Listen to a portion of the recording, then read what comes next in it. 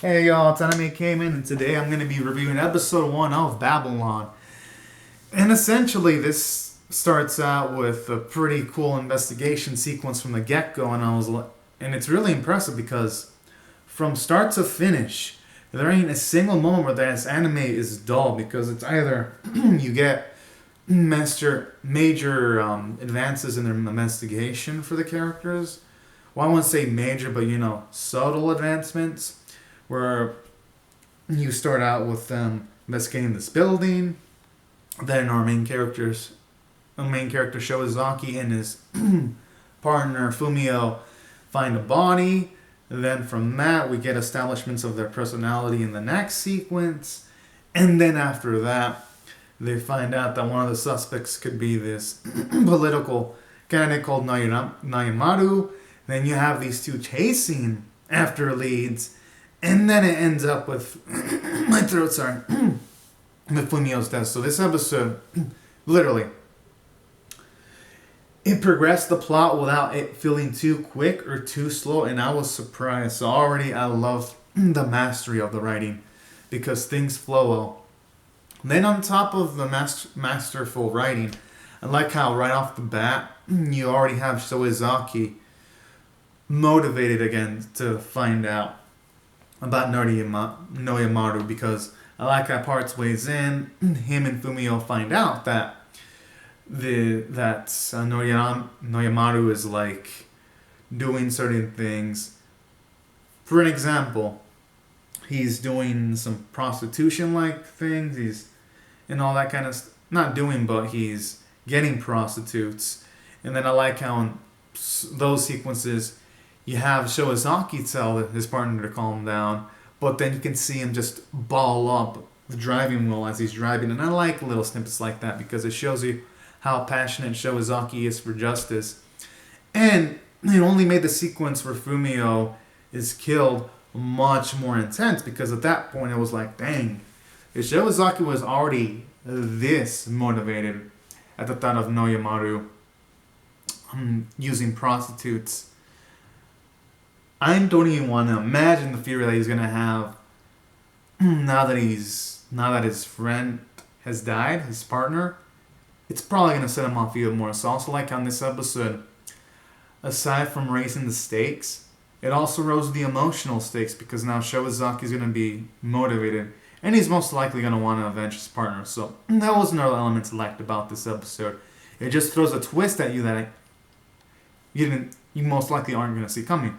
Well, for me, I guess I kind of did, during the live reaction, I kind of did have a feeling that Fumio was going to die, but damn, in the manner that it happens where he's hung up by a rope, I was like, fuck, that is some intense ass stuff. So that's what I really enjoyed about this episode. It doesn't pull back punches, and it even has some nice foreshadowing because it even kind of foreshadowed Fumio's death, because when Fumio's like, oh man, I want to investigate a political case, and it was put off as a joke. But then in the later sequence, when he finds out that he's gonna be involved in a case where he's gonna investigate a political candidate, he pretty much loses like that playfulness he had a few moments ago, and I was like, damn. And I kind of like how the episode kind of the message too of be careful what you wish for, because again, afterwards he pretty much dies trying to tell Nuriyama and the prostitute that he had, and he pretty much ends dead the next time we see him. So I kind of like that. It has nice visual foreshadowing that isn't so up in your face, because during this episode, even though I thought Fumio was going to die, I still thought there was like a 20 or 10% chance he could live. So that's what I also like about this episode. It doesn't throw things at your face. And don't get me wrong, just because an anime throws things in your face doesn't make it bad. But in most cases it does. But here I like how it doesn't do that. And it keeps things balanced. And that's why I thought it really did well from the script standpoint. And alongside with that, it had some nice humor too. And then let me get on to the characters. I gotta say, it's really hard for an anime to make you care about a character after one episode, after they're introduced in the same episode, then they die. But here they did a good job. Because let me talk about Fumio first. He was essentially the partner of Shozaki. And he pretty much, the episode establishes that he's got kind of a playful personality. Like when he put some new beans into Shozaki's coffee, that was hilarious. Or when he wished he had a more higher stakes case, so kind of gives him a hilarious personality. But at the same time, though, you get to see that he does have a huge sense of justice, because if he wasn't told by Shozaki to calm down, he might have gone in and he might have possibly tried to like save the prostitute.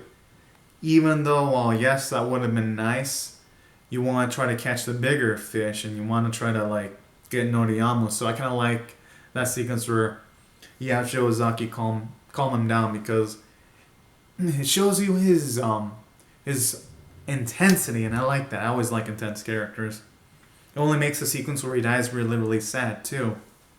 And you get a lot of characterization from Shozaki, because even though he told his friend Fumio to calm the fuck down, you can see him just fucking clench to that wheel really harshly, as if he himself is trying to calm himself down in the whole situation, when they find out that Noriyama was using prostitutes, the political candidate they're investigating. So I like that bit about the episode. It gives it for more emotional flair, and it makes Shozaki into a character with high moral fiber. And then on top of that, our main character can make a few jokes here and there. Even though he's more serious than Fumio, he did make a few jokes here and there, and I kind of like that. Especially when he interacted with like this journalist, and the journalist's like, no, I don't want to do this risky shit. And then because he mentioned that journalists and prosecutors shouldn't like work together, and then he's like, but we're not though. But then journalist's like, we're not journalists and public investigators, we're best friends. And I'm just like, that is hilarious, subtle humor there.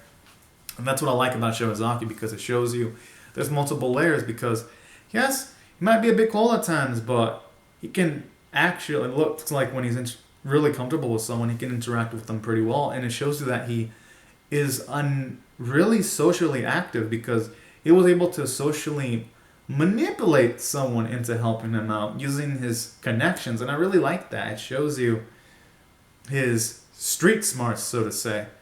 So that's what I also enjoy about Shozaki. He was a really, like, you can tell off of the first episode, he is really layered. And then additionally, I gotta say, aside from it having good characters and story, the visuals were really beautiful too. I thought the animation and art were nice. I thought the backgrounds were detailed. And the music, which was great. Like, actually, in the last sequence where we saw Fumio when he was still alive, I like how they had silence. And somehow it actually made the scene creepier, because it's like, no, this guy's most likely fucked. And sadly, he was, because he was killed off screen, and only made his death much more impactful. So I kind of like that. Usually, when they don't show a character death, I get pissed off. But in this anime, no. Not showing Fumio's death actually makes it even more frightening, because you just use your imagination, trying to imagine what the hell happened to him, you know? So that's why I felt this anime used visuals and sound to its max to make a really, really great mood for this episode. And that's why I thought this was a strong 8.5 out of 10 episode. So anyways, y'all, these are my thoughts on Babylon episode 1. Be sure to comment your thoughts on my review or the episode in the comment section below. Rate the video, subscribe, share, and I'll see you guys later if you come back for more. Alright, y'all. Thank you so much for watching. Have a good and safe day. Bye-bye.